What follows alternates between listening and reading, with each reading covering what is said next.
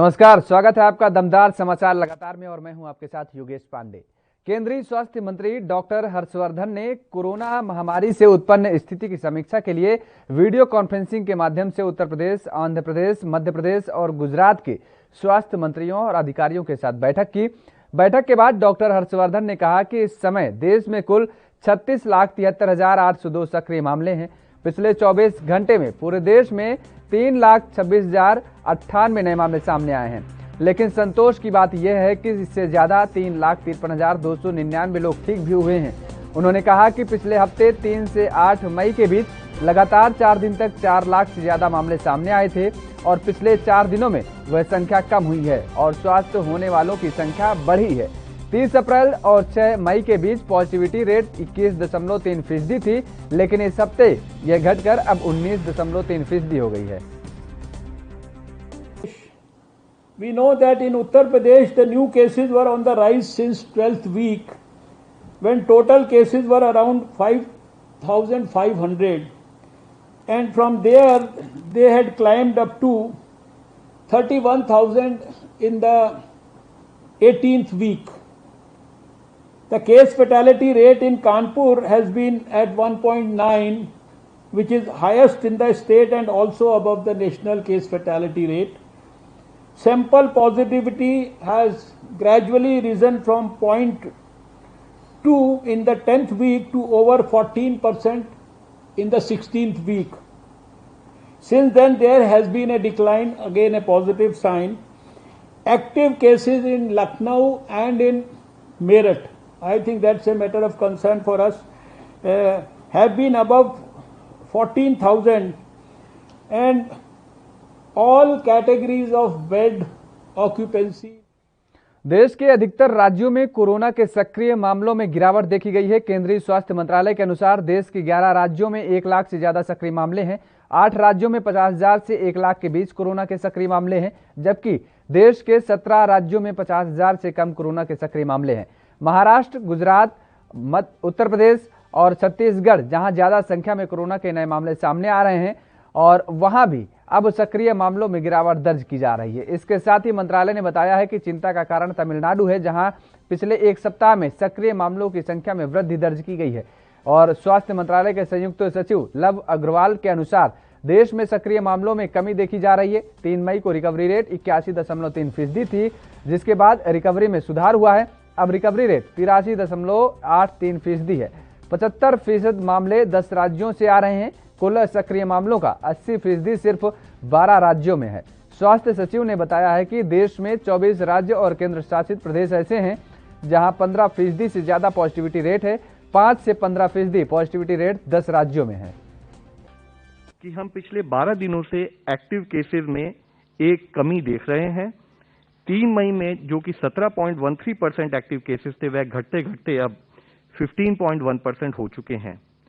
इसी तरीके से 3 मई से एक रिकवरी में भी हम एक ग्रोथ देख रहे हैं, जहां हमारी रिकवरी परसेंटेज ओवरऑल अराउंड 81.7% थी, वह बढ़ते बढ़ते 83.83% के करीब हो चुकी है।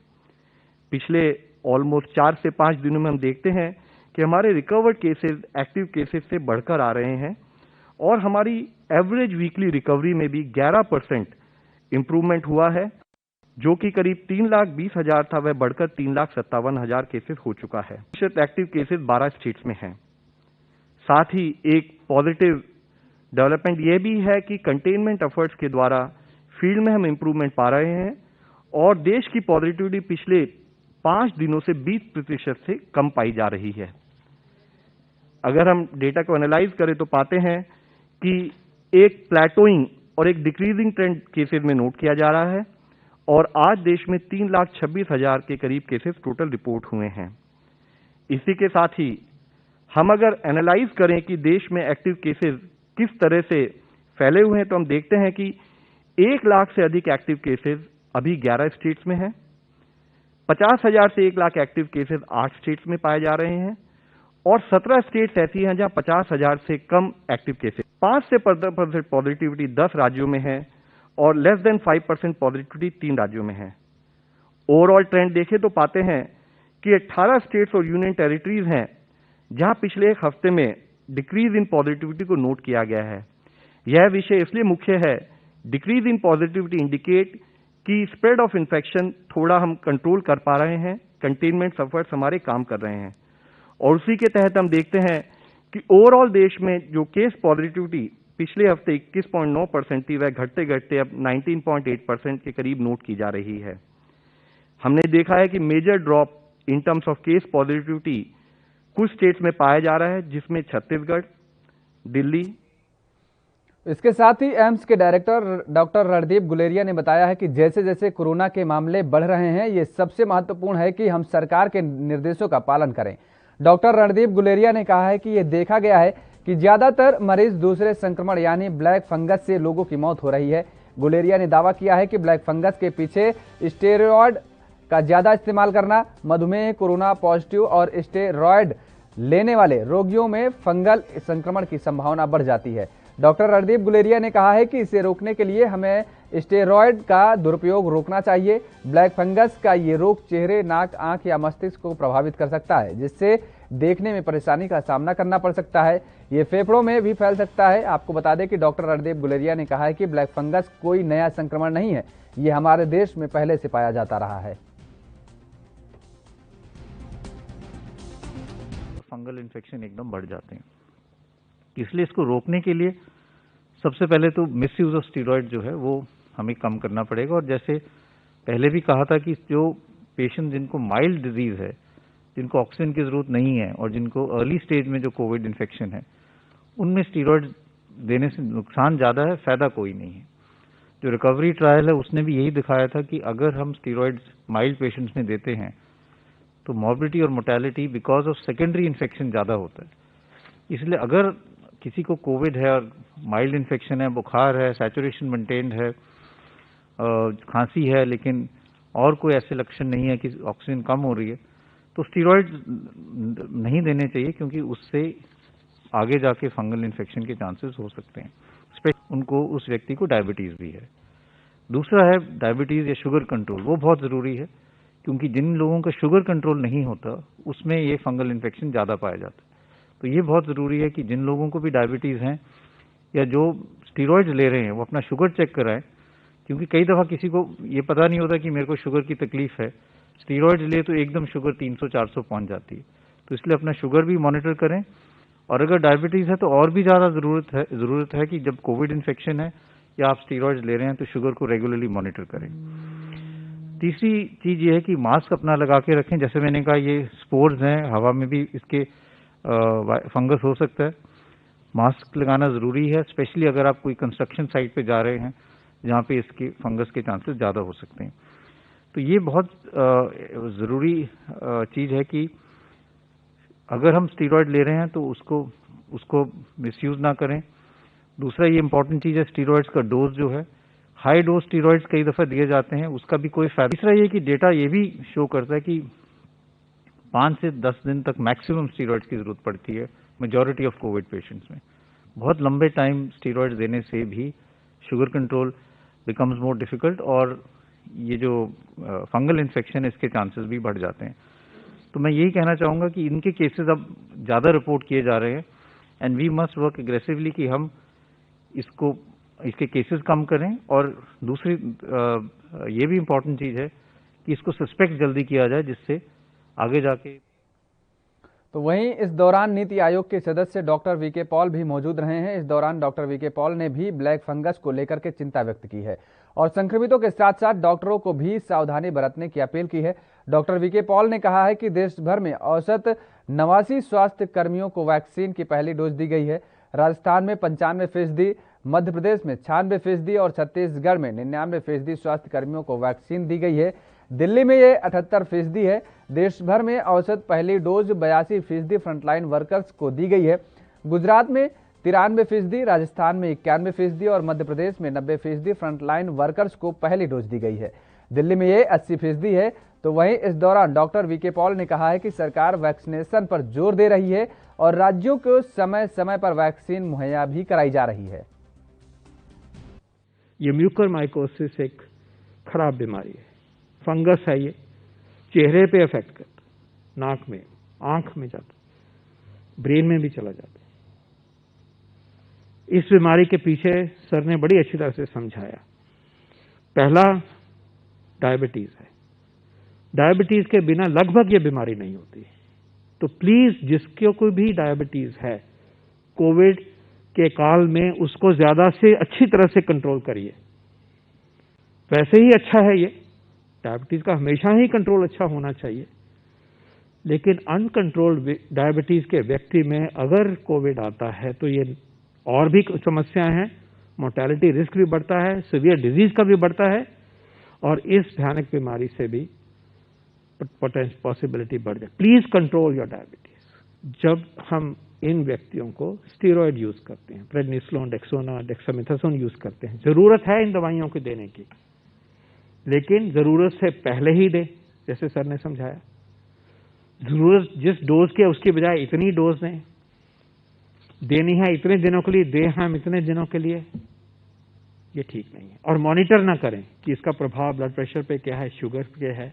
ये जिम्मेवारी हेल्थ प्रोफेशन की है कि जब भी ये वेपन हम इस्तेमाल करें, रिस्पॉन्सिबली करें। वैसे भी जरूरी है, म्यूकर तो एक समस्या है, अब तो ये जुड़ गई है, लेकिन वैसे भी अगर हम जिम्मेवारी से नहीं करेंगे, जैसे बताया। उत्तराखंड के सीएम तीरथ सिंह रावत एक दिवसीय दौरे पर शनिवार को चमोली पहुंचे। यहां पर सीएम रावत ने जिला चिकित्सालय में ऑक्सीजन प्लांट का निरीक्षण किया। उन्होंने अधिकारियों को कहा है कि 2 दिन में इसको स्थापित करिए ताकि हॉस्पिटल में जल्द से जल्द ऑक्सीजन सप्लाई हो सके। वैक्सीनेशन को लेकर के सीएम ने कहा है कि 18 से 44 वर्ष तक के लोगों को पूरे उत्तराखंड में वैक्सीनेशन किया जा रहा है। अब भारत सरकार के माध्यम से विदेश से भी वैक्सीन मंगाई जा रही है। पूरे प्रदेश में वैक्सीन की कमी नहीं होगी। और इसके साथ ही सीएम ने डीएम स्वाति एस भदौरिया को निर्देश दिए हैं कि जिले में दूरस्थ क्षेत्रों में भी लोगों को टेस्ट किया जाए और जल्द से जल्द उन्हें हर संभव मेडिकल ट्रीटमेंट भी उपलब्ध कराया जाए।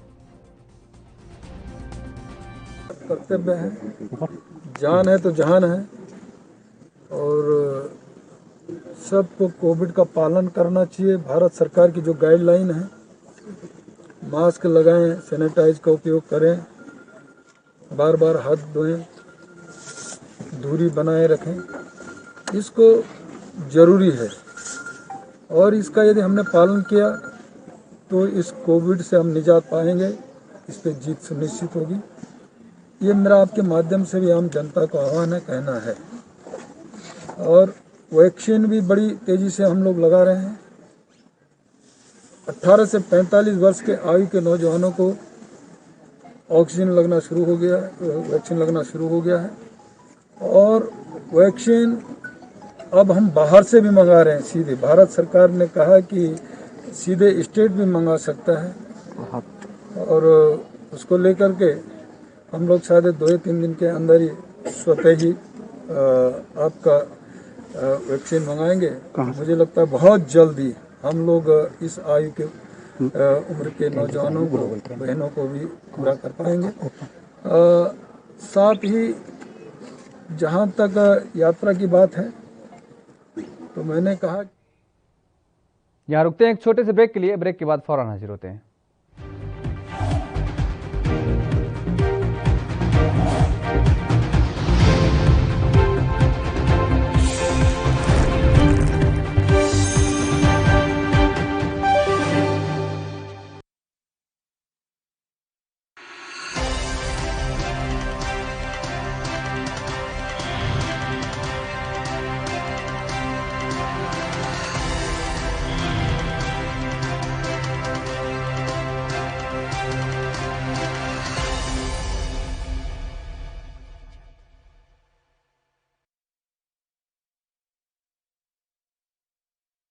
गुरु तेग बहादुर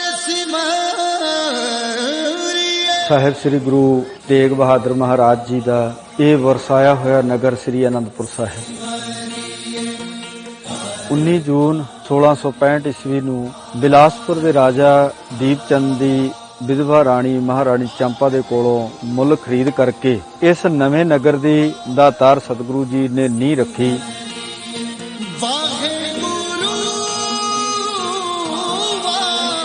ਗਰੀਬ ਨਵਾਜ਼ ਸਾਹਿਬ ਜੀ ਨੇ ਇੱਥੇ ਹੀ ਆਪਣੇ ਰਿਹਾਇਸ਼ ਦੇ ਲਈ ਮਕਾਨ ਬਣਾਏ।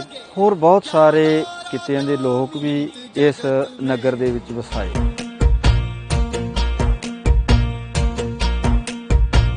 ਇਸ ਸਥਾਨ ਤੇ ਸ੍ਰੀ ਗੁਰੂ ਤੇਗ ਬਹਾਦਰ ਜੀ ਦੇ ਸ਼ਹੀਦ ਦਾ ਸੰਸਕਾਰ ਹੋਇਆ ਸੀ।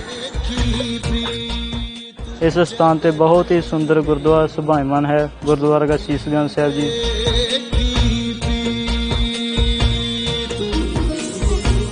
11 ਨਵੰਬਰ 1675 ਨੂੰ ਗੁਰੂ ਤੇਗ ਬਹਾਦਰ ਜੀ ਦੀ ਸ਼ਹੀਦੀ ਹੁੰਦੀ ਹੈ ਅਤੇ ਉਹਨਾਂ ਦਾ ਸੀਸ ਭਾਈ ਜੈਤਾ ਜੀ ਪੜਾਅ ਦਰ ਪੜਾਅ ਹੁੰਦੇ ਹੋਏ ਗੁਰਦੁਆਰਾ ਸੀਸਗੰਜ ਸਾਹਿਬ ਵਿਖੇ ਪਹੁੰਚਦੇ ਹਨ ਅਤੇ ਇੱਥੇ ਉਹਨਾਂ ਦਾ ਸੰਸਕਾਰ ਕੀਤਾ ਜਾਂਦਾ ਹੈ।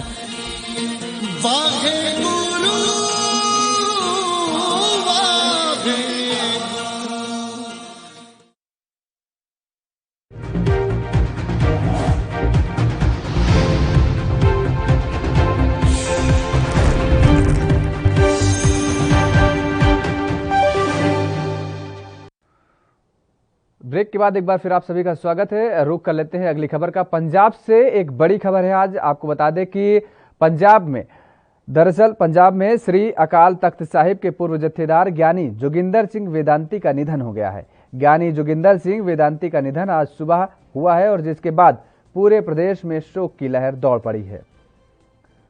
तो पंजाब में श्री अकाल तख्त साहिब के पूर्व जत्थेदार ज्ञानी जोगिंदर सिंह वेदांती का आज निधन हो गया है और ज्ञानी जोगिंदर सिंह वेदांती का निधन आज सुबह हुआ है, जिसके बाद पूरे प्रदेश में शोक की लहर दौड़ पड़ी है।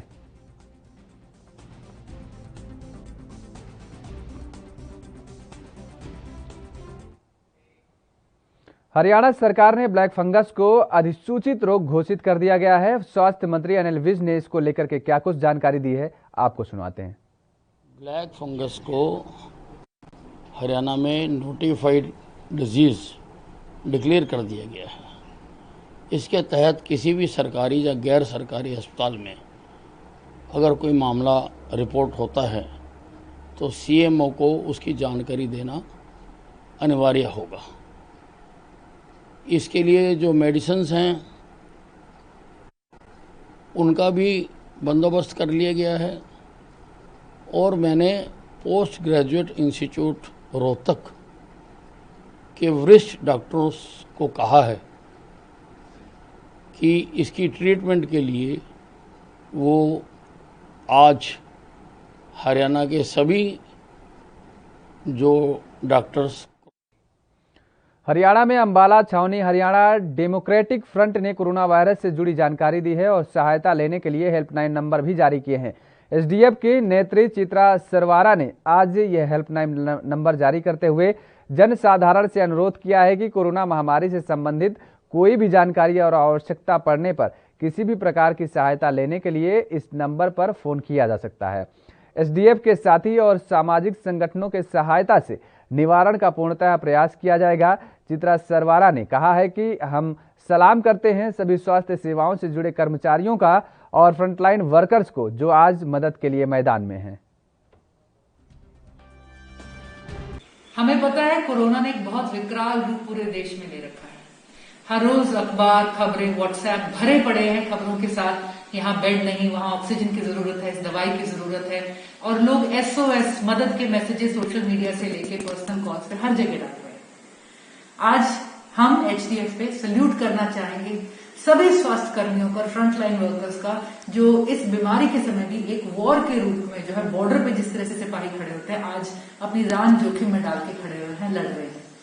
एचडीएफ सल्यूट करती है सभी सामाजिक संस्थाओं का और आम जनों का जो ड्यूटी से भी परे हटकर आज लोगों की मदद करने के लिए उतरे हुए हैं, चाहे वो दान कर रहे हैं, चाहे कोई चीज मुहैया करा रहे हैं, चाहे किसी भी तरह से मदद कर रहे हैं। आप सबको हमारा सल्यूट।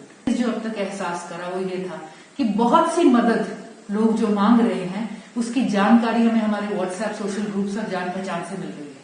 हमने ये भी देखा कि बहुत सी मदद जो दी जा सकती है उसकी जानकारी हमारे व्हाट्सएप ग्रुप्स में कहीं ना कहीं से आ रही है। लेकिन जब ये सही जानकारी सही वक्त पर सही जरूरतमंद को मिलेगी तभी ये काम कर पाती है। इस श्रृंखला में चौधरी निर्मल सिंह जी की अगुवाई में एचडीएफ एक आज हेल्पलाइन नंबर लॉन्च कर रही है।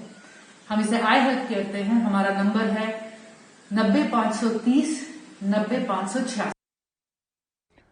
मध्य प्रदेश के भिंड जिले के एक दिवसीय प्रवास पर आए सहकारिता मंत्री डॉक्टर अरविंद सिंह भदौरिया ने औचक निरीक्षण कर कलेक्ट्रेट सभागार के अधिकारियों के साथ मीटिंग ली। इसके बाद उन्होंने प्रेस वार्ता में कहा है कि भिंड में जनता की मांग पर 7 दिन का लॉकडाउन और बढ़ाया जाएगा। प्रदेश में कोविड-19 को लेकर भिंड की 5% से भी कम पॉजिटिविटी रेट है।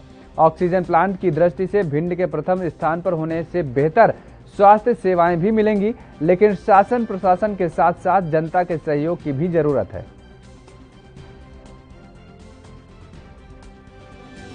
इसलिए अच्छी बैठक हुई है। सभी लोगों ने क्राइसिस मैनेजमेंट कमेटी ने मिलकर तय किया है कि 7 दिन का, जैसे अभी 17 तारीख को खत्म हो रहा था, 16 तारीख को 7 दिन का पुनः कोरोना कर्फ्यू जनता के निवेदन पर प्रारंभ रहेगा। इसलिए जनता से मैं विनम्र प्रार्थना करना चाहता हूँ कि जीवन है तो दुनिया है, जान है तो जहान है। इसलिए मध्य प्रदेश का मुख्यमंत्री शिवराज सिंह चौहान आपके साथ खड़े हैं। सबसे अच्छा विषय सीएम साहब ने जो कई अनाथ हुई वो इस कोरोना के संकट में घर में परिवार नष्ट हो गए, छोटे बच्चे बचे हुए हैं। तो संवेदनशील मुख्यमंत्री माननीय शिवराज सिंह चौहान साहब एक उस बालक को या बालिका जो भी होगी 5,000 रुपये हर महीने मान दें, प्लस उनका पूरे जीवन भर का एजुकेशन की चिंता, प्लस उनका परिवार का कोई व्यक्ति रोजगार करने लायक है, कोई दुकान वगैरह कुछ व्यवसाय खोलने लगेगा कहते हैं, तो बैंक से जो भी ऋण उसका लगेगा, जो भी ब्याज लगेगा, तो मध्य प्रदेश के मुख्यमंत्री शिवराज सिंह चौहान मध्य प्रदेश की सरकार करेगी। ये भी माननीय सीएम साहब ने दावा किया है। ऐसे करते हुए हम लोग हर डिस्ट्रिक्ट में जाकर कोरोना क्राइसिस मैनेजमेंट कमेटी की अभी बैठक इस प्रकार है। फिर बाद जबलपुर छिंदवाड़ा भी था, तो छिंदवाड़ा में भी 30% की पॉजिटिविटी थी, अभी 3.5% के लेके आए। जबलपुर में 31% की पॉजिटिविटी थी, अभी 11.4 पे लेके आए। तो अभी पहले देश में मध्य प्रदेश 6वें नंबर पर कोरोना पॉजिटिविटी के मानदंड में पहुँच गया था। धीमे धीमे हम लोग सब लगे रहे। उत्तर प्रदेश के अपर मुख्य सचिव सूचना नवनीत सहगल ने कहा है कि प्रदेश में टीकाकरण की प्रक्रिया बहुत तेजी से चल रही है। अब तक प्रदेश में 1,47,00,000 वैक्सीन की डोज दी जा चुकी है। इनमें से 1,16,00,000 लोगों को पहली डोज और 31 लाख लोगों को दूसरी डोज दी जा चुकी है। 31 लाख लोगों को दोनों डोज मिल चुकी हैं। इसके अलावा नवनीत सहगल ने बताया कि 18 से 44 उम्र के 3,65,835 लोगों को टीका लगाया गया है।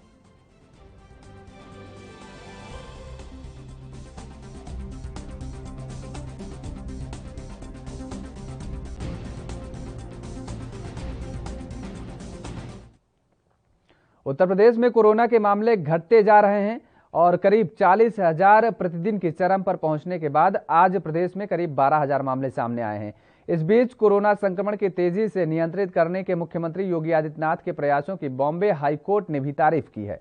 बॉम्बे हाईकोर्ट ने यूपी मॉडल के तहत बच्चों को कोरोना से बचाने के लिए किए गए प्रबंधों का खासतौर पर जिक्र करते हुए महाराष्ट्र सरकार से पूछा है कि यहां ऐसा करने पर विचार क्यों नहीं होता। बता दें कि यूपी सरकार ने कोरोना संक्रमण से बच्चों का बचाव करने के लिए सूबे के हर बड़े शहर में 50 से 100 बेड के पीडियाट्रिक बेड बनाने का फैसला किया है। उन्होंने कोरोना संक्रमण से बच्चों को बचाने के लिए चिकित्सा विशेषज्ञों को अलग से एक योजना तैयार करने का निर्देश भी दिए हैं। चिकित्सा विशेषज्ञों ने राय दी है कि कोरोना संक्रमण से बच्चों बचाने और उनका इलाज करने के लिए हर जिले में आईसीयू की तर्ज पर सभी संसाधनों से युक्त पीडियाट्रिक बेड की व्यवस्था अस्पताल में की जाए। रुकते हैं एक छोटे से ब्रेक के लिए, ब्रेक के बाद फौरन हाजिर होते हैं।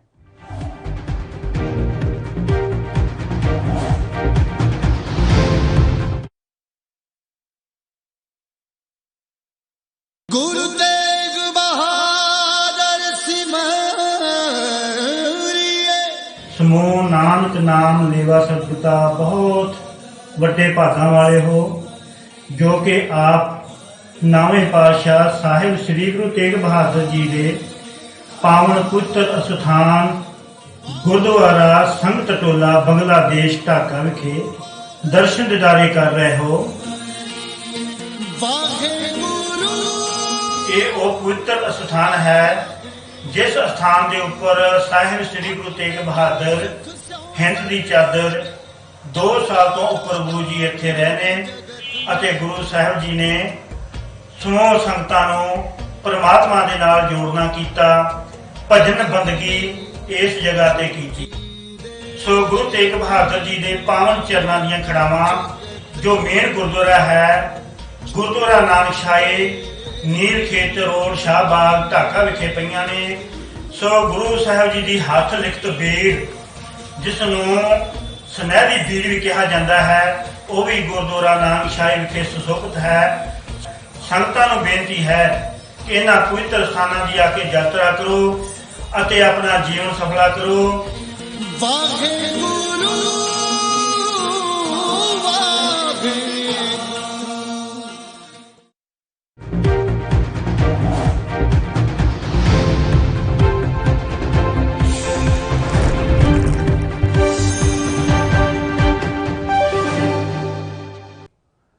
ब्रेक के बाद एक बार फिर आप सभी का स्वागत है। रुक कर लेते हैं अगली खबर का। उत्तर प्रदेश का ऑक्सीजन मैनेजमेंट बढ़िया है और दूसरे राज्यों को भी इससे सीखना चाहिए। नीति आयोग ने यूपी के ऑक्सीजन मॉडल की तारीफ में ऐसा ट्वीट किया है। नीति आयोग ने कोविड प्रबंधन के लिए योगी सरकार के मॉडल की तारीफ की है। नीति आयोग के आधिकारिक ट्विटर हैंडल ने इसे लेकर 2 ट्वीट किए हैं। एक ट्वीट में कोरोना मरीजों को पता लगाने और संक्रमण फैलने और रोकने के लिए उन्हें होम आइसोलेट करने के लिए चलाए गए TTT का सराहना करते हुए, दूसरे में यूपी के ऑक्सीजन ट्रांसपोर्ट ट्रैकिंग सिस्टम की नीति आयोग ने कहा है कि ऑक्सीजन परिवहन और ट्रैकिंग के लिए एक प्रशंसनीय मॉडल उत्तर प्रदेश सरकार ने ऑक्सीजन हब स्थापित किए हैं और एक डैशबोर्ड ऑक्सी ट्रैकर विकसित किया है, जिसके माध्यम से वास्तविक समय में टैंकरों को ट्रैक किया जा सकता है। यह ऑक्सीजन के तुरंत और स्मार्ट आवंटन की अनुमति देता है। परिणाम पहले के 250 मीट्रिक टन के बजाय अब 1000 मीट्रिक टन उठाया जा रहा है।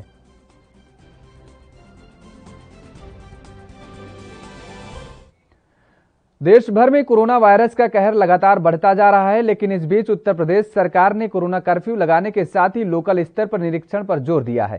इसका फायदा अब देखने को मिला है और राज्य में लगातार एक्टिव केस में कमी आ रही है। विश्व स्वास्थ्य संगठन ने भी योगी आदित्यनाथ सरकार को इस प्रयास को जमकर तारीफ की है। WHO ने ट्वीट कर कहा है कि उत्तर प्रदेश सरकार ने ग्रामीण क्षेत्रों में कोविड-19 मरीजों की पहचान के लिए 1.41 लाख से ज्यादा टीमों और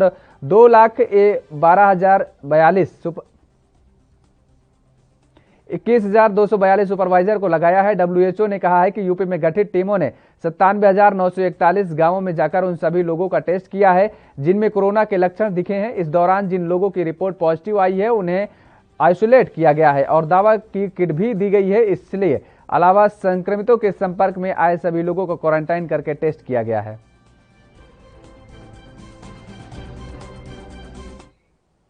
गंगा में शव प्रवाहित किए जाने की घटनाओं को शासन ने गंभीरता से लिया है। केंद्र सरकार और केंद्रीय प्रदूषण नियंत्रण बोर्ड के रिपोर्ट मांगे जाने के बाद उत्तर प्रदेश सरकार ने गंगा की निगरानी के आदेश दिए हैं। योगी सरकार ने समस्त जिलाधिकारियों को निर्देश दिए हैं कि वह अपने जिलों में शवों के अंतिम संस्कार को उचित तरीके से कराने का कार्य करें और इसी क्रम में यूपी के गाजीपुर जिले के करंडा थाना क्षेत्र के चोचकपुरा शवदाह स्थल के पास पुलिस का पहला दिखाई दिया और हर गंगा घाट पर पुलिस पेट्रोलिंग कर रही है।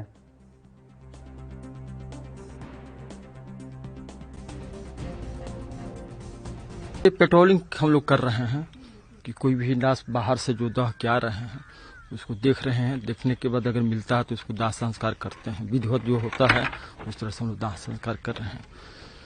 आज तो अभी कोई मिला नहीं है। पहले से अब कम हो गया? आज तो कम नहीं, अभी तो मिला भी नहीं है। लाश ऐसा कुछ देखने को नहीं मिला है। जो मिला था उसको विधिवत जो है स्थानीय प्रशासन के द्वारा जो है उसको दाह संस्कार किया गया।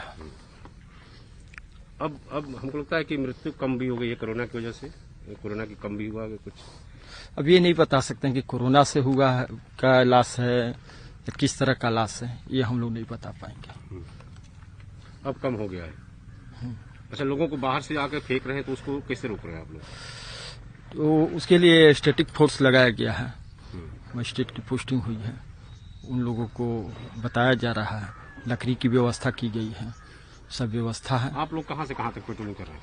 हम लोग यहाँ अपने रानी घाट से लेकर के और किरपुरा तक पेट्रोलिंग कर रहे हैं। और फिर उधर गुजरात और महाराष्ट्र समेत 5 राज्यों पर अरब सागर में बन रहे चक्रवात ताऊते के खतरा मंडरा रहा है और इसी के चलते महाराष्ट्र के मुंबई, पालघर और ठाणे के तटीय क्षेत्रों में भारी बारिश की संभावना जताई जा रही है, जिसको ध्यान में रखकर तुरंत भारतीय मौसम विभाग ने रक्षक दल को सूचना देकर अलर्ट जारी कर दिया है और इसी कड़ी में खुद तटरक्षक दल की टीम समुद्री इलाकों के पास जाकर पालघर से मछली पकड़ने के लिए 512 मछुआरों की बोट को तुरंत समुद्र से पास आने का निर्देश दिया है। वहीं सूचना मिलते ही बाद 334 बोट समुद्र से रिटर्न आ गई हैं। हालांकि 178 बोट अभी भी अरब सागर में फंसे हुए हैं, जिनको निकालने के लिए भारतीय तट दल टीम की कोशिश जारी है।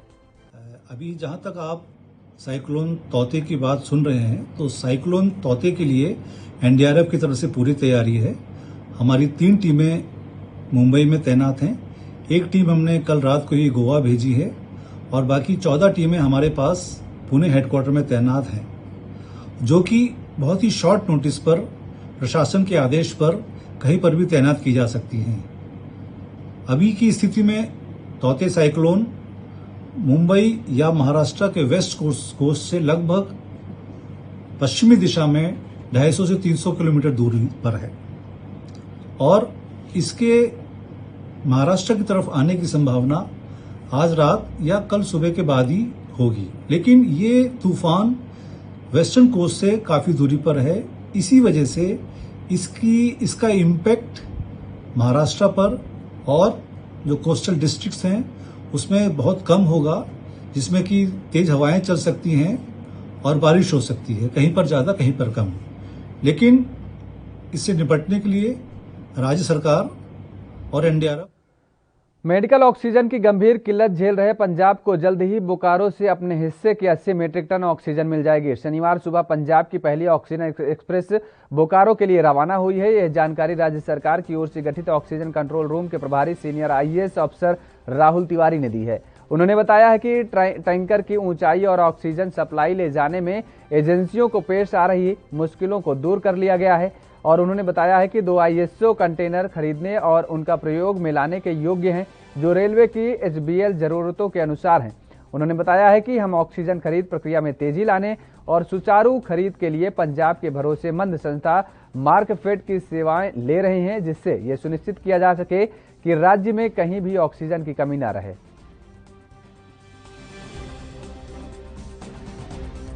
सानू 80 मैट्रिक टन की एलोकेशन बोकारो तो हुई है और इस माल नू उत्थों लिफ्ट करन ले, इस लिक्विड मैडिकल ऑक्सीजन उत्थों लिफ्ट करन ले असी इंडियन एयरफोर्स की मदद राही एम्प्टी टैंकर्स चंडीगढ़ एयरबेस तो लिफ्ट करके भेजते हैं बोकारो और उत्थों साडे ट्रांसपोर्टर्स फिर उन्हां गड्डियां नू लैके पंजाब आउंदे ने। इहदे विच 2-3 सानू मेजर प्रॉब्लम्स आ रही सीगियां। एक तो वैदर करके या आईएएफ दी जिहड़ी कमिटमेंट है होर पासे ओनू करके कई बारी साडे टैंकर सारे लिफ्ट नहीं हो पाते सीगे।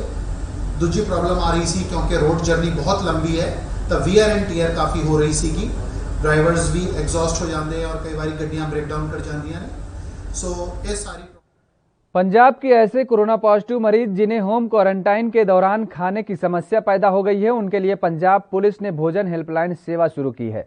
शुक्रवार को पहली ही दिन में हेल्पलाइन काफी मददगार साबित हुई। हेल्पलाइन पर शुक्रवार को हजारों कॉल आई और पुलिस ने राज्य भर में कोविड प्रभावित परिवारों को घर घर जाकर के पके हुए भोजन के पैकेट वितरित किए। इसी कड़ी में फतेहगढ़ साहिब के एक गांव में कोरोना प्रभावित घर में पंजाब पुलिस खाना लेकर पहुंची, जहां परिवार के सदस्यों ने इसके लिए पंजाब पुलिस और पंजाब सरकार का धन्यवाद किया।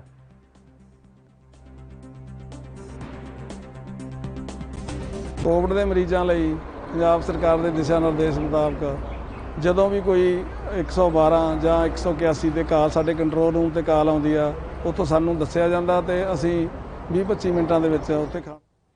जलालाबाद के कोटक महिंद्रा बैंक के कर्मचारियों से 45 लाख रुपए लूट के मामले का खुलासा हो गया है। डीआईजी हरदयाल सिंह मान ने पत्रकारों को बताया है कि मामला सुलझ गया है और 45 लाख रुपए नगद, एक लाइट बोर रिवाल्वर और जिंदा गोला बारूद भी बरामद किया गया है। इस मामले से जुड़े 2 आरोपी भी गिरफ्तार कर लिए गए हैं। डीआईजी के मुताबिक पूरी घटना में बैंक के डिप्टी मैनेजर ने साजिश रची थी और लूट को अंजाम देने वाला भी डिप्टी मैनेजर का सहपाठी था। 12 तरीक ਨੂੰ ਇਸੇ ਮਹੀਨੇ ਇੱਕ ਬੈਂਕ ਦੀ ਕੈਸ਼ ਲੈ ਕੇ ਆ ਰਹੀ ਸੀ ਗੱਡੀ ਤੇ ਉਹਦੇ ਵਿੱਚੋਂ 45 ਲੱਖ ਰੁਪਇਆ ਗੱਡੀ ਦੇ ਉੱਤੇ ਫਾਇਰਿੰਗ ਕਰਕੇ ਔਰ ਖੋ ਕੇ ਲੈ ਗਏ ਸੀ। ਮੋਟਰਸਾਈਕਲ ਸਵਾਰ ਸੀਗੇ 2 ਜਣੇ। ਉਹਦੇ ਵਿੱਚ ਉਸੇ ਦਿਨ ਹੀ ਪਰਚਾ ਦਰਜ ਕਰਕੇ ਬੈਂਕ ਦੇ ਜਿਹੜੇ ਡਿਪਟੀ ਮੈਨੇਜਰ ਸੀ ਗੁਰਪ੍ਰਤਾਪ ਸਿੰਘ, ਉਹਦੇ ਬਿਆਨਾਂ ਤੇ ਮੁਕੱਦਮੇ ਦੀ ਤਫਤੀਸ਼ ਸਟਾਰਟ ਕੀਤੀ ਗਈ। तफ्तीश के दौरान साडे SSP Fazilka, SP detective, DSP detective और DSP जलालाबाद इन्हां दी सारियां दी टीमां उन्होंने बड़ी मेहनत करके सारे शहर दे विच जिथे भी किते भी इन्हां नूं क्लू मिलिया, ह्यूमन इंटैलीजेंस मिली, उन्होंने वरतते हुए ये केस नूं ट्रेस किया। ट्रेस करके 3 दोषी इहदे सामने आए। उत्तर प्रदेश के बलिया जिले के विभिन्न गंगा घाटों के किनारे शुक्रवार को अक्षय तृतीया और मुंडन संस्कार को लेकर भारी भीड़ रही, जिसका वीडियो जमकर वायरल हो रहा है। जानकारी के अनुसार कोरोना कर्फ्यू के बीच बलिया जिले के विभिन्न गंगा घाटों पर शुक्रवार को अक्षय तृतीया और मुंडन संस्कार को लेकर भारी भीड़ रही। कई जगह तो जाम लगने से लोगों को परेशानी का सामना भी करना पड़ा। घाटों पर उमड़ी भीड़ के बीच सोशल डिस्टेंसिंग भी पूरी तरह ध्वस्त रहा। बता दें कि बलिया के विभिन्न गंगा घाटों के किनारे से कई गाजीपुर और बक्सर की तरह कई शव बरामद हुए थे। जी, इस समय कल सभी महत्वपूर्ण घाटों पर पुलिस की ड्यूटियां लगी थी। जो वीडियो सामने आया है उनकी जांच कर पता किया जाएगा ये किस जगह के वीडियो है और किसके द्वारा लापरवाही बरती गई, उनके खिलाफ कार्रवाई की जाएगी। यद्यपि मेरे लोगों से अपील है कि ऐसे कहीं आयोजन ना करें जहां पर कि भीड़ इकट्ठा हो, और ऐसा आयोजन अगर जगह में या कहीं बिना घाट के किया जाता है तो वो भी खतरनाक होता है। तो मेरी लोगों से अपील है कि कर्फ्यू का पालन करें और पुलिस का सहयोग करें इसमें।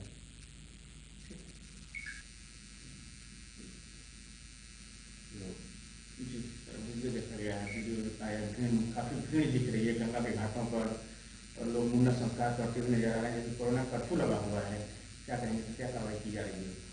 जी, इसमें कल सभी महत्वपूर्ण स्थानों पर सुबह से ही पुलिस की ड्यूटी लगी थी। सभी महत्वपूर्ण घाटों पर ये वीडियो देखकर जानकारी की जा रही है किन स्थानों का ये वीडियो है और कहां पर ये लोग इकट्ठा हुए हैं और उसमें आगे कार्रवाई की जाएगी। मेरी लोगों से भी अपील है कि पुलिस के सहयोग करें कर्फ्यू के। हरियाणा में विधायक असीम गोयल ने अंबाला को कोरोना मुक्त बनाने के लिए एक अभियान शुरू किया है। टीका है जिंदगी मेरा अंबाला कोरोना मुक्त वैक्सीन युक्त। अभियान का मकसद कोरोना से ग्रस्त होने के बाद जो लोग ठीक होकर घर आए हैं उनका उत्साहवर्धन करने के साथ साथ उनसे हमें प्राणवायु देने वाला एक पौधा लगवाना है, जिससे कि हमें ऑक्सीजन खरीदनी न पड़े और पौधे पेड़ बनकर हमें प्राणवायु दे सकेंगे। इस मुहिम के अंतर्गत बीजेपी और मेरा आसमान NGO एक स्टीमर मास्क, एक पत्र और एक पौधा दे रहा है। इसी कड़ी में आज सेक्टर 7 में होम आइसोलेशन में कोविड-19 पर विजय प्राप्त करने वालों लोगों को ये किट दी गई। हमने एक निर्णय लिया कि जो भी अंबाला शहर विधानसभा से साथी कोरोना को मात देके घर जाएगा, उसके घर में एक स्टीमर, एक पौधा, मास्क और एक चिट्ठी, ये चीज़ें उसको हमारी टीम पहुंचाएगी। और पौधा देने का मकसद केवल ये है कि आप कोरोना को हरा कर आए हैं, उस पौधे को अपने नाम के ऊपर, जो भी कोरोना को हरा के आए कोरोना वॉरियर, उसको अपने नाम पे सींचकर पेड़ बनाए और अपना पर्यावरण में इतना सहयोग जरूर डाले, क्योंकि आज जो हालात हुए हैं कि ऑक्सीजन की वजह से कई कीमती जानें चली गई। जो भी इंसान इस संसार से जा रहा है वो अपने आप में बहुमूल्य अमूल्य है, उसका कोई मोल नहीं है। और इसलिए ऑक्सीजन हमें खरीदनी ना पड़े दोबारा, हमारा पर्यावरण इतना स्वच्छ हो और इस महान यज्ञ के अंदर हमारी भी एक आहुति डले, इसको सोचकर हमने ये आज की जो मुहिम शुरू की है। मुरादाबाद के मझोला थाना क्षेत्र के रहने वाले युवक का गला घोंटकर उसकी हत्या करके शव को डिलारी थाना क्षेत्र के जंगलों में फेंक दिया गया था और हत्या के मामले में पुलिस ने एक आरोपी को गिरफ्तार कर लिया है। 2 और लोगों की गिरफ्तारी का पुलिस प्रयास कर रही है। आपको बता दें कि ये हत्या एक बच्चे को गोद लेने के मामले में हुई थी।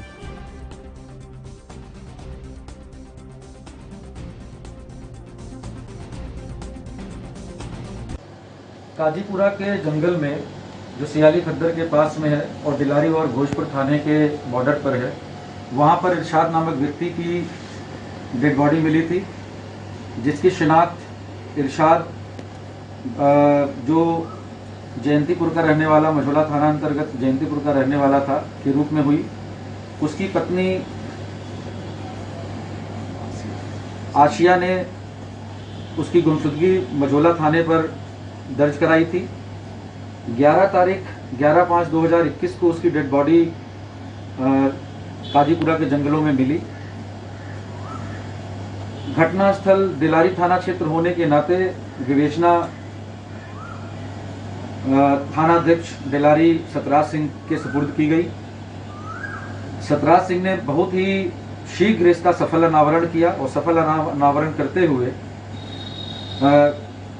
इरशाद की हत्या में शामिल अभियुक्त फ़हीम पुत्र नफीस को गिरफ्तार किया है तथा 2 लोग जो इस हत्या में शामिल हैं, मुमताज उर्फ पतली और उसका भाई मुस्तफ़ा, इन दोनों की भी शीघ्र गिरफ्तारी की जाएगी।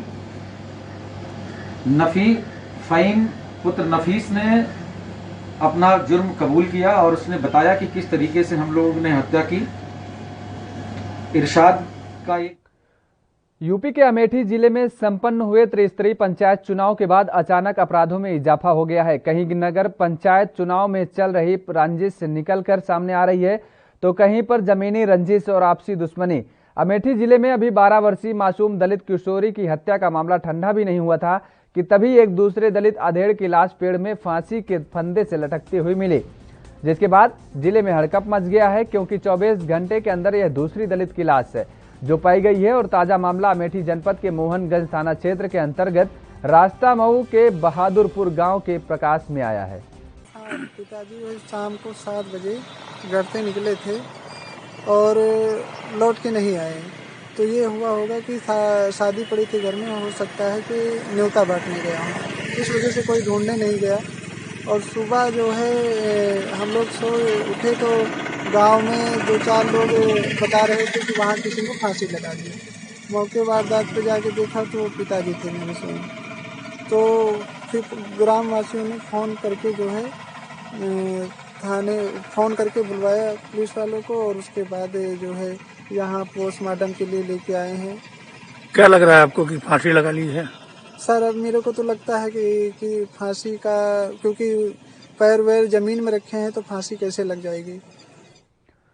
कोरोना की दूसरी लहर देश के साथ ही पंजाब में भी कहर बरपा रही है, लेकिन इसे लेकर पंजाब सरकार और प्रशासन दोनों ही मुस्तैद दिखाई दे रहे हैं और लोगों को समय पर राहत सामग्री और फतेह किट पहुंचाई जा रही है। इसी कड़ी में फतेहगढ़ साहिब के सिविल अस्पताल की ओर से भी लगातार कोरोना पॉजिटिव मरीजों के घर पर फतेह किट पहुंचाई जा रही है ताकि लोग घरों में रहकर ही कोरोना से जंग जीत सकें।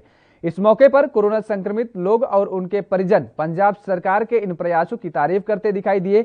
बता दें कि फतेह किट दवाइयों की वो किट है जिसमें कोरोना मरीज घर पर रहकर ही अपना खुद का इलाज कर सकता है।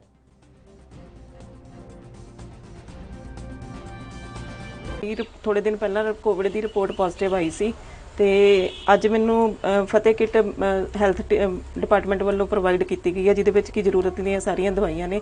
मैं पंजाब सरकार का इस वास्ते बहुत बहुत धन्नवाद करती हूँ। कोरोना के लिए ਜਿਹੜੇ मरीज ਨੂੰ समान दवाइयां की जरूरत है वो सारी दी गई है, जिदा कि हाथ साफ करने लिए सैनिटाइजर है, आयुष काढ़ा है जो कि इम्यूनिटी ਨੂੰ ਵਧਾਉਂਦਾ है सवेरे शाम लेने ਲਈ, ये पल्स ऑक्सीमीटर है जिसके नाल कि अपनी सैचूरेशन ऑक्सीजन का लैवल ਜਿਹੜੇ बहुत अहमियत रखता है मेनटेन रखना अपना पेशेंट ਲਈ घट जाता है, तो वो नाप के अपना देख सकता है मरीज़।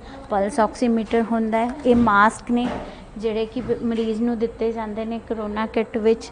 ਇਹ ਵੈਪੋਰਾਈਜ਼ਰ स्टीम इनहेलर है, स्टीम लेने ਲਈ ਵਰਤਣ ਹੁੰਦਾ ਹੈ ਜਿਹਦੇ ਨਾਲ पेशेंट स्टीम ले सकता है, भाफ ले सकता है। ਇਹਦੇ ਵਿੱਚ सारी एसेंशियल मैडिसिन ਜਿਹੜੀ कि जरूरी है मरीज़ ਲਈ, मल्टीविटामिन एंटीबायोटिक, गरारे करने ਲਈ दवाई, खांसी का सिरप, बुखार दी गोलियां, पैरासीटामोल वगैरह सारी जिहड़ी भी जरूरी समान है कोरोना के मरीज़ नूं कि भी इधर उधर भटकना ना पे तो वह घर विच ही चंगी देखभाल ते इलाज हो सके। साडे हैल्थ वर्कर घर घर जाके एक किट जिहड़ी पंजाब सरकार वालों। रुकते हैं एक और छोटे से ब्रेक के लिए, ब्रेक के बाद फौरन हाजिर होते हैं।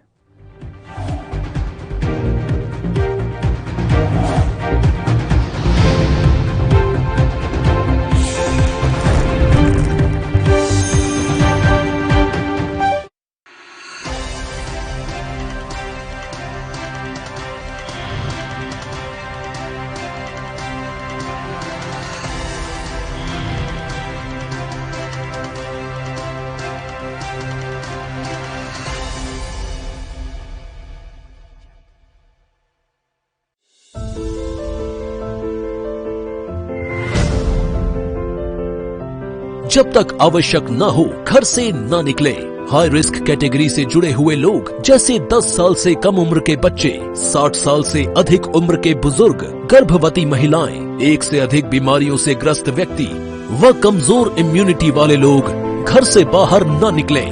बगैर मास्क के घर से बाहर बिल्कुल न निकलें। अनावश्यक भीड़ भाड़ वाली जगह पर न जाएं। व्यापारी गण मास्क एवं ग्लव्स का इस्तेमाल जरूर करें। कार्यालयों में कर्मचारियों को शिफ्ट में बुलाएं। एक बार में आधे से अधिक कर्मचारियों को न बुलाया जाए। फील्ड में तैनात अधिकारी एवं कर्मचारी मास्क एवं ग्लव्स जरूर पहने। स्वच्छता, सैनिटाइजेशन एवं फॉगिंग नियमित रूप से कराई जाए और कंटेनमेंट जोन को सख्ती से लागू किया जाए। रात्रि कर्फ्यू का पालन करें। कोरोना की लड़ाई में शामिल योद्धाओं का सहयोग एवं सम्मान करें।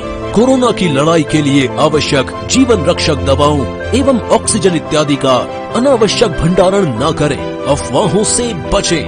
18 वर्ष से अधिक आयु के नागरिक 1 मई 2021 से निशुल्क टीकाकरण करा सकेंगे। आइए टीकाकरण के इस महाअभियान में हम सभी अपना योगदान दें।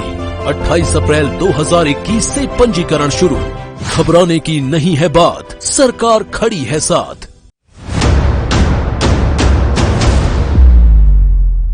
हक की बात दोपहर 12 बजे सिर्फ ANB न्यूज पर।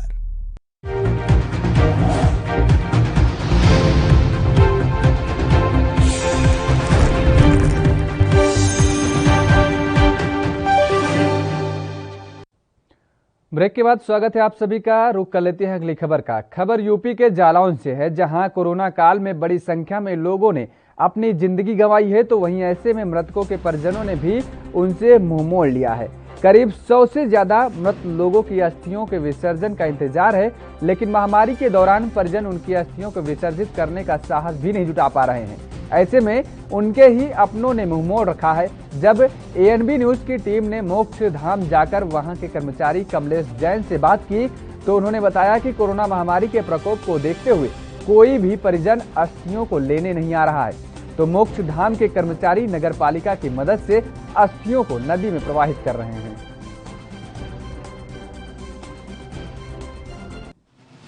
और हम लोग वंश परंपरा से इस गंगा मैया की इस मंदिर की सेवा पूजा अर्चना और प्रबंध व्यवस्था भी संचालित करते आ रहे हैं।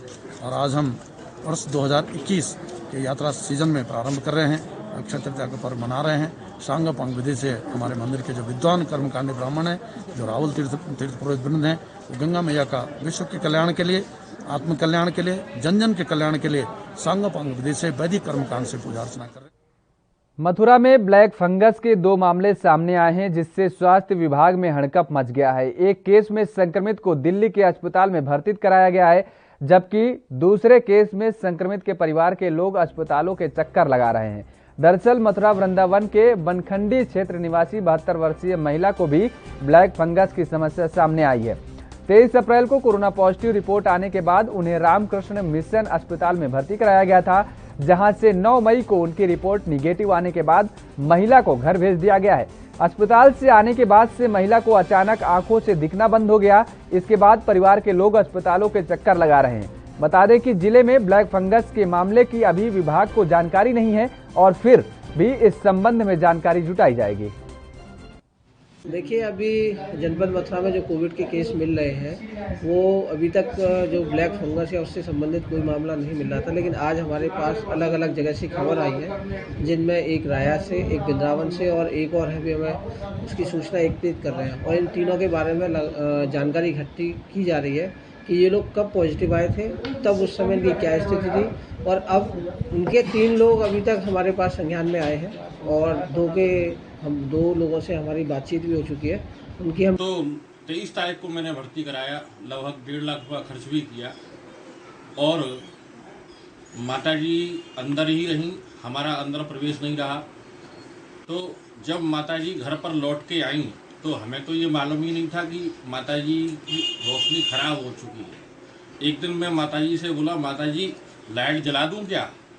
तो माताजी ने बोला कि लाइट जलाओ तो अच्छा है, ना जलाओ तो अच्छा है। मैंने कहा, माताजी क्या मतलब है इस बात का? तो माताजी ने बोला कि मुझे तो कुछ दिखाई नहीं दे रहा है। मैंने ऐसा क्यों? आपने डॉक्टरों को अंदर नहीं बताया रामकृष्ण मिशन हॉस्पिटल में? बोले बेटा बताया था। मैंने माँ को 23 अप्रैल को भर्ती किया। माँ ने बोला कि 25 अप्रैल से ही मेरी रोशनी चली गई थी। मैंने वहाँ की नर्सों के स्टाफ से भी बोला। पंजाब के सरहिंद में सीआईए स्टाफ ने अवैध गोला बारूद के साथ एक व्यक्ति को गिरफ्तार किया है। एसपीडी फतेहगढ़ साहिब जगजीत सिंह जल्ला ने मीडिया को संबोधित करते हुए कहा कि सीआईए स्टाफ सरहिंद ने जिले के महिदूदान गांव से एक व्यक्ति को 2 देसी कट्टे 315 बोर जिंदा कारतूस के साथ गिरफ्तार किया है। उन्होंने बताया कि गिरफ्तार किए गए आरोपी के खिलाफ लड़ाई, चोरी, लूटपाट और मादक पदार्थों की तस्करी के मामले में फतेहगढ़ साहिब और मोहाली के विभिन्न थानों में पहले ही मामले दर्ज हैं।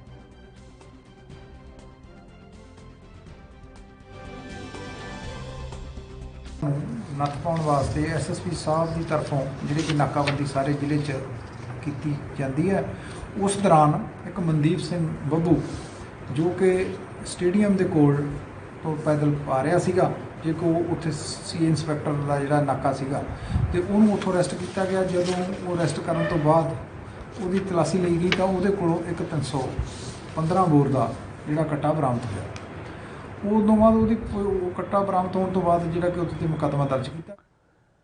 मुंबई पुलिस ने इन दिनों एक नई मुहिम शुरू की है जो काफी यूनिक है। मुंबई से सटे वसई ईस्ट में अगर कोई भी व्यक्ति कोरोना ट्रैफिक नियम तोड़ता है तो ये यूनिक ड्राइव उन्हीं के लिए है।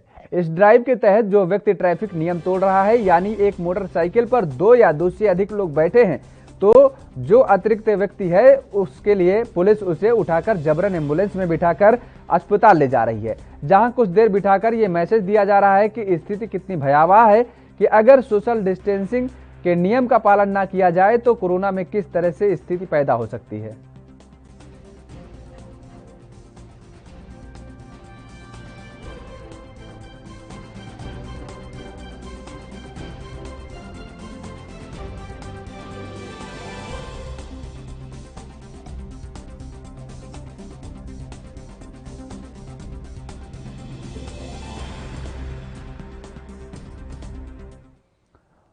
और रुख कर लेते हैं इस वक्त की बड़ी खबर का। पंजाब से इस वक्त की बड़ी खबर आ रही है। पंजाब के लुधियाना में बड़ी वारदात हुई है। तो पंजाब के लुधियाना से इस वक्त की बड़ी खबर, जहां पर बड़ी वारदात हुई है, नशा तस्करों ने ताबड़तोड़ फायरिंग की है। तो इस वक्त की बड़ी खबर, फायरिंग में 2 एएसआई की मौत भी हो गई है। तो इस वक्त की बड़ी खबर आपके टेलीविजन स्क्रीन पर पंजाब से, जहां पर पुलिस मामले की जांच में जुटी है। अब ये फायरिंग में 2 जवानों की मौत हुई है। जगरांव के अनाज मंडी में ये वारदात हुई है। पंजाब के लुधियाना में बड़ी वारदात सामने आई है। तो इस वक्त की बड़ी खबर पंजाब से, जहां पर बड़ी वारदात सामने आई है। पंजाब के लुधियाना में बड़ी वारदात सामने आई है। तो नशा तस्करों ने ताबड़तोड़ फायरिंग की, जिसमें 2 पुलिस के जवान भी शहीद हो गए हैं। एएसआई की मौत हो गई है, 2 जवानों की मौत हुई है। और पंजाब के लुधियाना में यह बड़ी वारदात हुई है। नशा तस्करों ने ताबड़तोड़ फायरिंग की है और उस फायरिंग में 2 जवानों की मौत हो गई है। फायरिंग में 2 एएसआई की मौत ऑन स्पॉट हो गई है, मौके पर ही मौत हो गई है।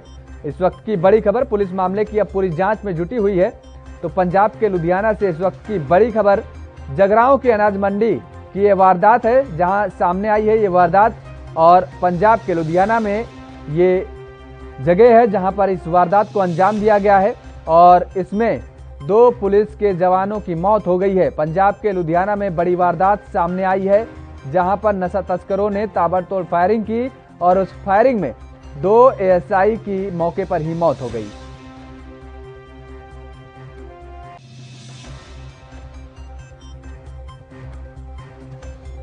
तो पंजाब के लुधियाना से ये बड़ी खबर आपके टेलीविजन स्क्रीन पर, इस वक्त की बड़ी खबर। कोरोना बम ने हरियाणा की करनाल जेल में ऐसा विस्फोट किया कि मामले एक के बाद एक बढ़ते चले गए। कोरोना के मामलों पर ब्रेक लगाने के लिए अलग बैरक बनाई गई, जहां कोरोना पॉजिटिव हवालातियों और कैदियों को रखा जा रहा है, लेकिन फिर भी मामलों पर ब्रेक नहीं लगा। कल दोपहर तक करनाल जेल में 159 मामले थे और कल शाम से लेकर आज सुबह तक 73 मामले जेल में और सामने आ गए हैं, जेल में फिलहाल कुल 232 कोरोना संक्रमित हवालाती और कैदी पॉजिटिव हैं, जिन्हें एक अलग बैरक में रखा गया है, जिनकी देखभाल मेडिकल स्टाफ की टीम कर रही है।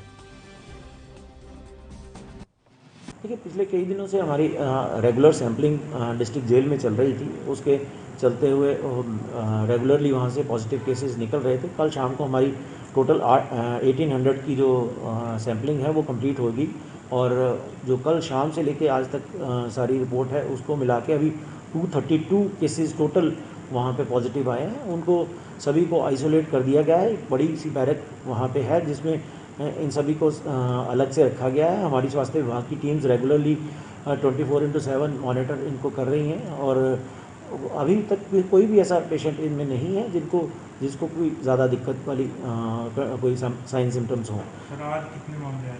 ये कल रात से जो कल शाम को जो सैंपलिंग हुई थी उसकी आज सुबह 73 जो टोटल एडिशनल आज ऐड हुए।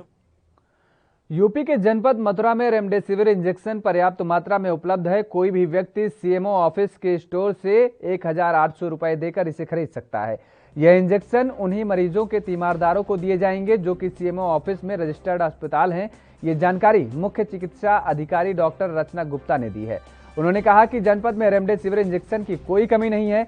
उन्होंने बताया कि केडी मेडिकल कॉलेज और केएम मेडिकल कॉलेज में यह इंजेक्शन सरकार द्वारा फ्री उपलब्ध कराए जाते हैं, इसलिए इन दोनों अस्पतालों में इलाज करा रहे मरीजों को इंजेक्शन का कोई चार्ज नहीं देना होगा। इसके साथ ही उन्होंने कहा कि इंजेक्शन को लेकर कोई परेशानी हो तो लोग सीएमओ ऑफिस में संपर्क कर सकते हैं। मथुरा जनपद में रेमडेसिविर पर्याप्त मात्रा में उपलब्ध है, तो मेरी जनमानस से अपील है कि हमारे यहाँ सीएमओ ऑफिस के स्टोर में 1800 रुपये प्रति इंजेक्शन देकर रेमडेसिविर प्राप्त की जा सकती है। लेकिन रेमडेसिविर उन्हीं लोगों को प्राप्त होगी जो कि किसी जो हमारे यहाँ रजिस्टर्ड अस्पताल हैं उसमें भर्ती हों, उन्हीं लोगों को रेमडेसिविर दी जाएगी। और इसके लिए अस्पताल में भर्ती होने का प्रमाण, डॉक्टर का पर्चा, आधार और उनके सैंपल की पॉजिटिव रिपोर्ट, इन 4 प्रपत्रों की आवश्यकता है। ये पेपर्स लेके कोई भी 1800 रुपये पेमेंट करके हमारे सीएमओ ऑफिस के स्टोर से रेमडेसिविर प्राप्त कर सकते हैं। और केडी मेडिकल कॉलेज और केएम मेडिकल कॉलेज में हमारे यहाँ से रेमडेसिविर मुफ्त में दिए जाते हैं, जो कि हमारी सरकार हमें देती है और वो मेडिकल कॉलेजों के लिए होते हैं और वहाँ जो भी मरीज भर्ती हैं उनको मुफ्त रेमडेसिविर इंजेक्शन। दमदार समाचार लगातार में फिलहाल मेरे साथ इतना ही। खबरों के लिए आप लगातार बने रहिए एनबी न्यूज के साथ।